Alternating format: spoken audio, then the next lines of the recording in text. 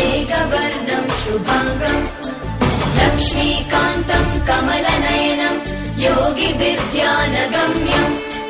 वन्दे विष्णुं भवभयहरं सर्वलोकैकनाथम्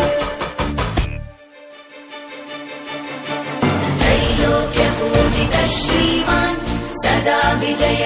वर्धन शान्ति कुरु गदा पाणे नारायण नमोऽस्तुते त्रैलोक्यपूजितः श्रीमान् सदा विजय वर्धन शान्ति कुरु गदा पाणे